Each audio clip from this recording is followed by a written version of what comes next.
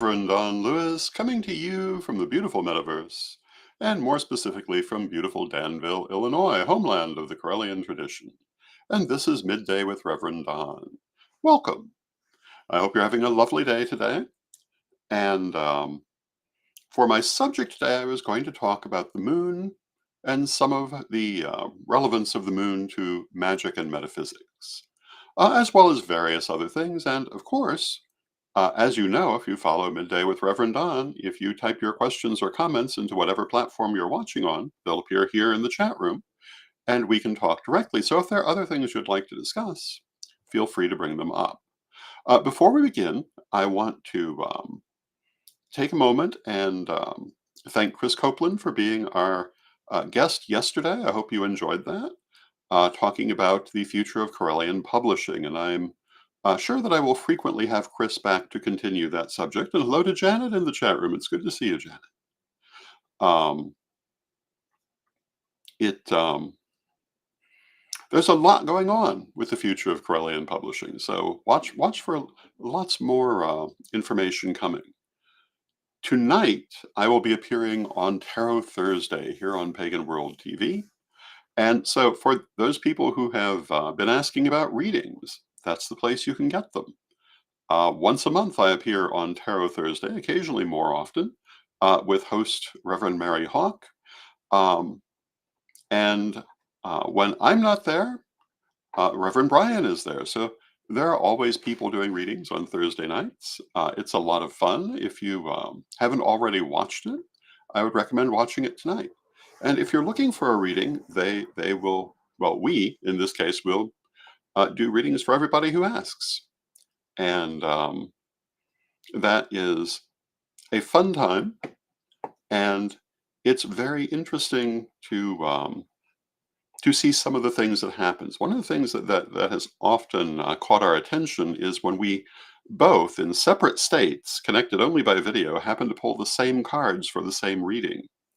And that happens more than you would imagine, certainly more than probability would suggest. And anyway, if you're looking for a reading, Tarot Thursday. And tomorrow will be a best of here on Midday with Reverend Don, and I will be back on Monday. So, getting on to the moon.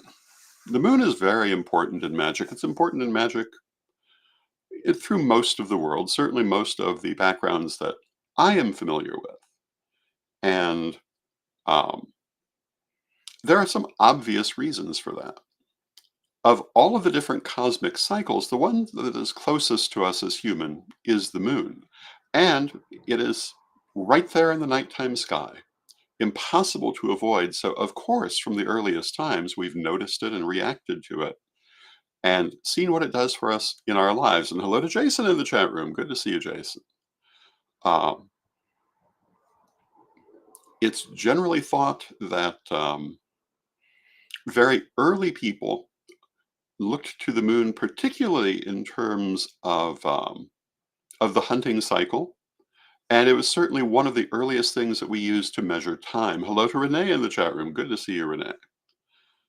This is one reason why the moon goddess Artemis from the Greek pantheon is also the goddess of the hunt and of animals. And it's a very old connection.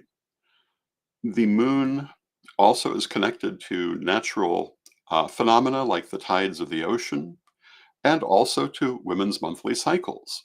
And all of these things made it very close to us in our lives early in our history. Today, living in cities and so forth, we undoubtedly pay less attention to it um, unless we are in metaphysics, but it still is very closely connected to our lives. Hello to Mary Palazzo in the chat room. Good to see you, Mary.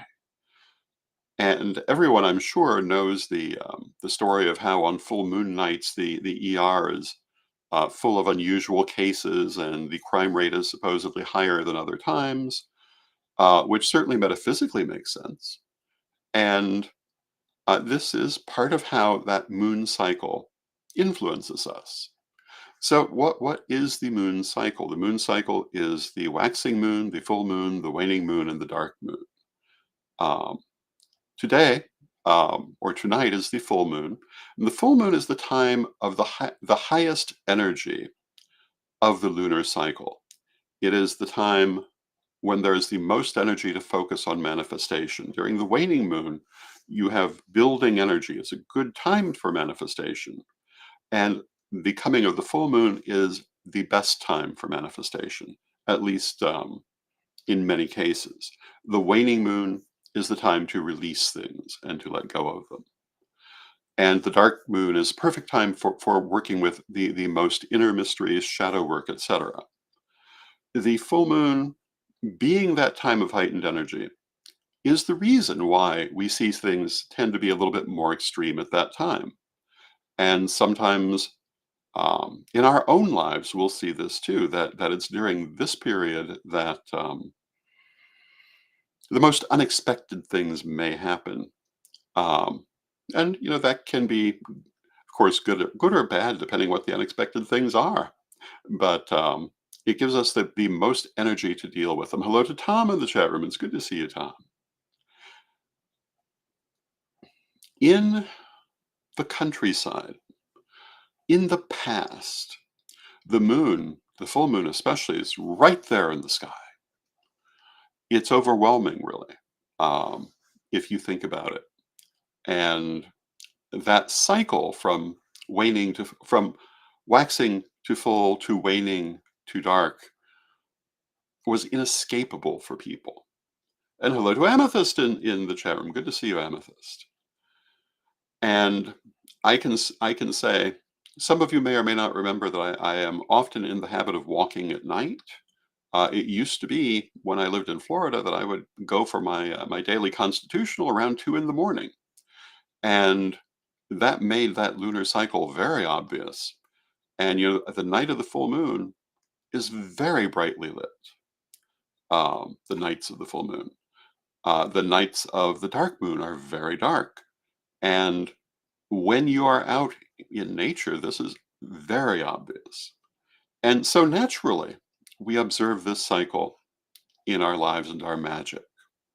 So again, if it's the waxing moon, it's a great time to work on things for the future, to manifest things. If it's the full moon, lots of energy to direct toward what you want. If it's the waning moon, good time to release. And if it's the dark moon, it's very good for inner mysteries.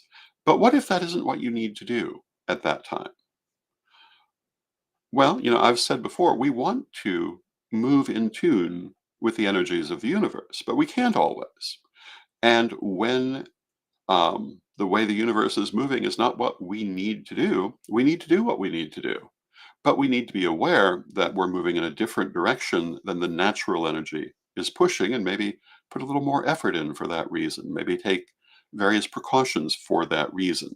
When we talk about things like the lunar cycle, when we talk about the solar cycle and the wheel of the year, yes, certain things are more efficacious at certain times because the energies of the universe are already there, already promoting certain outcomes. But that doesn't mean that that's the only thing that can be done. It doesn't mean that we have to wait for that if we're not in a position to do so. And so I'm a great believer in trying to attune to those energies of the universe, and also a great believer in not being um, limited by them. I'm a great believer in not being limited by anything. Now, the moon has a variety of different metaphysical meanings depending on the cultural background that you're talking about. If you are reading tarot cards, for example, and you're reading them in a more or less traditional manner, the moon is not a particularly good card. It deals with the subconscious and often with self limitation, what I like to call crossed wires. And in that more traditional interpretation, it is not a particularly good card to draw, but in many modern decks, there is a different interpretation, more in keeping with the modern pagan view of the moon, which is very positive. So, for example, if you are reading from a traditional tarot and you are reading it as it was first used, you would say, if you drew the moon card, that it means that you have to be careful of unconscious impulses, of inner belief systems, of inner crossed wires that might cross you up, and that sort of thing, and also of your own emotions, which you might not be entirely aware of. But if you were reading, for example, the Tarot of Hecate, which I designed, the meaning of the moon is very different there, as is the picture for the card. And the moon, to my background, is a symbol of spiritual guidance and spiritual connection. And so if you were to draw the moon card from the Tarot of Hecate, it is not a warning about those things, but rather the answer to them, that you want to make a point of being connected to your spiritual guidance, that you may want to use magic to deal with the situation at hand, that you want to involve the powers the moon represents, which are the higher powers of your soul, the powers of spirit, the powers of goddess, and implement them proactively in your life. Very different way of looking at it. Um, and this is true in astrology as well. And if you were to ask me when that more negative view of the moon came into um, popularity, I'm not entirely sure um, exactly where the answer is, but it's not a inaccurate view of the moon. It's just limited. And hello to Christine in the chat room. It's good to see you, Christine. Because yes, the moon does represent your inner self, which is also your spiritual self. And so it depends entirely on whether you're looking for the strengths or the weaknesses. And it certainly can describe both in these sorts of divinations. Um, in astrology, the moon is the inner personality. And again, it deals with your emotions, your belief systems, um, sometimes your inspirations. And the moon sign in astrology is very important. In my astrology, I am a Gemini. Most people who have known me didn't really see me as a Gemini, but that's because it's not just one sign that matters, it's the entire chart. And I'm writing a book about that, Reverend Don's Book of Astrology. It will be coming soon. But to really understand, you need to look where all the planets are. My lunar sign is Aquarius, and I think I manifest a lot of that energy as well. And my ascendant is Sagittarius, which, looking at my life in retrospect, I certainly did manifest. Although, if you had asked me at any point along the way, I don't know that any of that was intentional, but Sagittarius is known for being very wide ranging in its experiences, for being very philosophical, etc. And I certainly think that I did that. I've lived in all kinds of places and traveled to all kinds of places and lived in all kinds of conditions, from small hotel rooms to large mansions. And I'm quite delighted with that, actually. It has been a wide ranging life. And I don't think I would have wanted it to be anything else. But that comes to that Sagittarius ascendant. And this is part of what astrology does for you. Now, the thing that historically tended to cause people to um, misunderstand what sign I was likely to be if they didn't know is actually the placement of Venus and Mercury, both of which are in Taurus in my chart, which does a lot to hold down those airy signs that are more prominent. And of course, Venus and Taurus are the emotions and the thoughts, and to be conjunct together um, is a pretty strong position. And Taurus is a very slow and stable sign in this context. And I'd have to say that that has fairly well described me also. But within astrology, the moon again talks about the inner self, the inner nature. And when we look at it magically, again, this is part of what we're dealing with. When we do magic, we're working with our inner self. We're working with the powers of our soul. We're working with our higher self. All of this comes under the moon. And if you look at traditional folk magic from most parts of the world, I would say, but certainly from anywhere in Europe, and I would think most of the Near East, you will see that the moon is very involved in things that people do magically. And very often, the position of the moon, the phase of the moon, is considered very important for certain workings. Now, I've asked myself over time, because a number of metaphysical traditions put a lot of emphasis on time, something I really do not, something that my family did not. Um, but in earlier times, everything moved a little slower for the most part. Even within my life, I've watched everything seem to speed up. Um, Although I'm sure that people who are my age when I was young would have said the same thing. In fact, I remember them saying basically that same thing. But if we were to look back a few hundred years, waiting for the right time might not have seemed um, quite so constraining as it would today, because it was possible that less would be happening.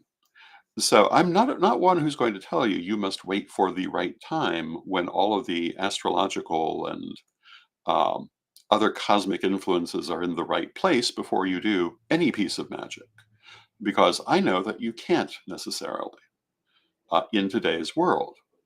Maybe once. However, again, we do want to pay some attention to these things and try to move in synchronicity with them when we can.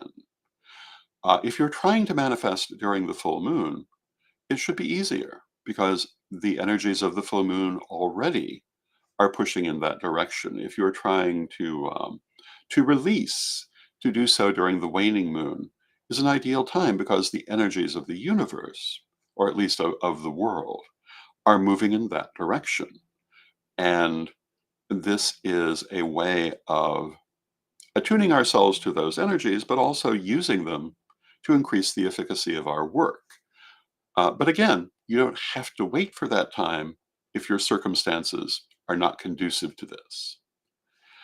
So, this is a lot of what I would say about the moon and magic.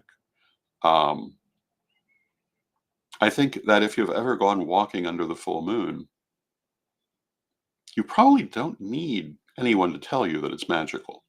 It's pretty obvious. And I can remember, I suppose this is more personal than you really need to know, but I can remember some of the wonderful things that happened during those late night walks. I can remember unexpectedly running into armadillos, which I don't think I knew that we had um, in that particular location. And the thing that surprised me about the armadillos was how playful they were. And with the full moon giving the light to see them, it was surprising. Of course, I had to see them from a distance because they're not going to let you walk up to them. And the same with possums. We saw quite a few of those at night. But the one that I will always remember, and if you've followed my social media for many years, you will have seen it at the time, was the owl. And owls are an omen. They're a major omen, actually. And they are often an omen of death, if not an omen of death, an omen of warning. Sometimes they'll have different meanings, especially if you have a different personal meaning connected with it. Um, but usually that's what they represent. And one night I'm walking home and there's an owl sitting on the fence looking at me, watching me as I walk by. I have never seen anything like that before or since. And it did turn out to be um, an omen of death that was averted. Not mine, it was connected to my son. Um, but as it happened, we talked about this almost immediately after. And it turned out to have meaning for him. And through one thing and another, and through a little protective magic, when the situation came, and it came on the roadway, the accident that might have happened was averted. But it was also very clear when it would have been. Um, but I'll tell you, to see an owl that close, and I was within 20 feet, is a remarkable thing. And there are photos of that on my Facebook page, far, far down. Um, but yeah, I got my phone out and took a photo of that owl because I don't know that I'll ever see anything quite like that again, and it was magnificent. Um, these are some of the interesting things that you encounter, and I was thinking It was suggested to me recently to do a show on omens because there's some interesting omens coming in this new year, and I'm a great believer in the idea of omens, and an omen is something that is sent to you as a sign. Oh, and Christine says that she remembers me posting that, and it was beautiful. Yes, thank you. I'm glad you remember. It was beautiful. Um, oh, and speaking of omens, well, we'll come back to that one, but an omen is a sign from spirit. Sometimes a sign you have asked for, sometimes a sign you haven't. Shortly after the owl, there was another bird omen, a peacock, here in a residential neighborhood of Florida where no peacock should have been. I happened to look out the window and there's a peacock in the yard. And it was there for, well, it was there overnight. I don't think it was a full 24 hours, but it was there overnight. And when it left two peacock feathers behind, nothing else. We definitely took that as an omen. And um, I think I do want sometime here presently to do a show on why omens are important, how to interpret omens, and perhaps some nice examples of omens other than the ones I've just given you, because I just gave you those. But I've observed many omens in my life, and I take them very seriously. I also, when I talk about divination, I think of it as being an organized system of omens. That in divination, you're usually drawing things randomly, just as you would for an omen. It comes to you randomly and it brings you a message. It basically is the same process of receiving an omen systematized into a divination system. And this is, I think, a very important part of magic because it is all dependent on our connection to spirit. That spirit will talk to us through omens, whether random in our life or asked for through divination. And this is very much part of understanding what we're doing. Christine says, I keep seeing hawks. And I think he's telling me to keep my eyes open. Well, that is one of the things a hawk would tell you. Hawks have to do with having your eyes open and observing, also with having a good view of what's happening around you. If you watch for it, the hawk flies high above us, and it sees a great deal.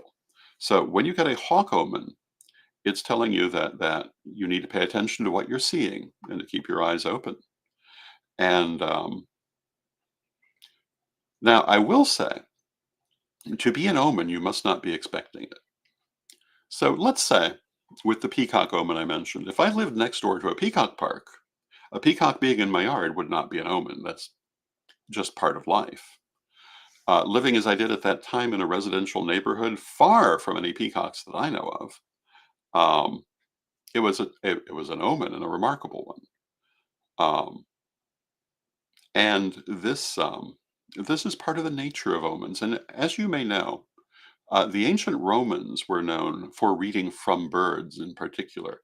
One of many things. They're also known for reading from entrails, but we don't generally do that anymore. Um, Certainly, I don't do that. But once it was a highly advanced art.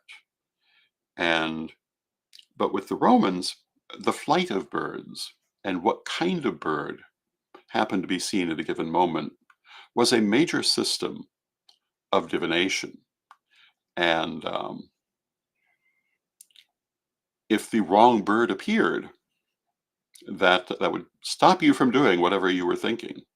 And if the right bird appeared, you would be very happy. This is one of the reasons why, starting during the Roman Empire, there came to be a custom of releasing certain birds on certain ceremonial occasions as a manufactured omen. An example of this might be releasing doves at a wedding. And is that something you can actually take as an omen since you created it? I don't know that I would. Um, but certainly it is a memorable thing. And hello to Tony in the chat room. It's good to see you, Tony. And it's so nice to see everyone here. It truly is. So these are some of the things about omens, some of the things about the moon and magic.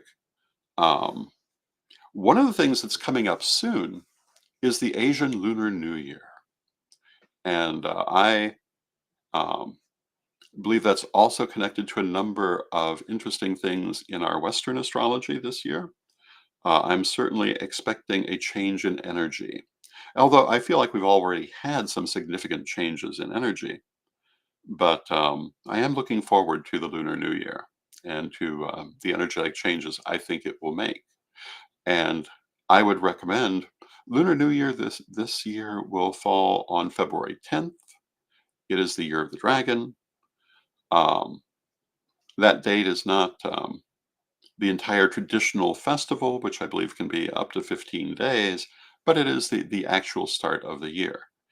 And um, we talk about Asian astrology at some length in the Second Degree book, and I'm a great believer in Asian astrology, even though it's very, very different from Western astrology.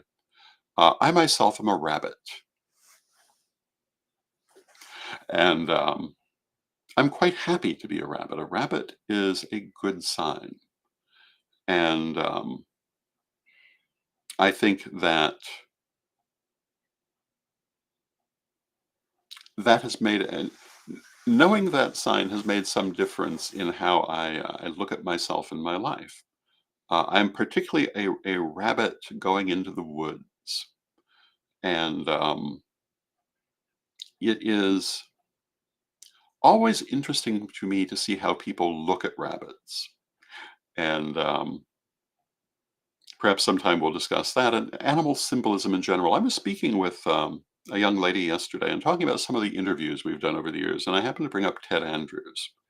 And if you're not familiar with Magic TV and the many interviews we've done, we did one single interview with Ted Andrews shortly before his passing. And Ted Andrews was known for writing about animal signs and the meaning of animals in visions and divination and so forth. And this is a fascinating subject. It is one that can vary somewhat by one's cultural background, but animals can very definitely play the role of regardless of what particular animals we're talking about. And it's always good, I think, to know the different meaning of the different animal signs. And with that, I see that we're coming down toward the end of our half hour. Once again, I want to let you know that I will be on Tarot Thursday this evening. Oh, and hello to Brian in the chat room. Good to see you, Brian. And I will be with Reverend Mary Hawk. And if you're looking for a reading, that is a wonderful place to get them. And Christine says, Animal Speaks is an amazing book. I refer to it often. That, of course, is a book by Ted Andrews. And yes, it is. It absolutely is. So I will see you on Tarot Thursday if you choose to come. Tomorrow will be a best of for midday broadcast. And with that, let us close with our Divine Mother Goddess, Divine Father God, beloved ancestors, we ask you to help us to attune to the energies of the universe and to have the best effect for our lives from doing so. Help us to move in concert with the energies that are naturally flowing whenever possible, and help us to appreciate those energies as they move through us.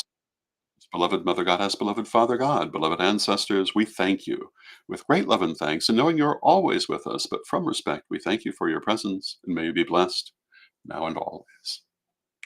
May you be blessed now and always, and I will see you soon.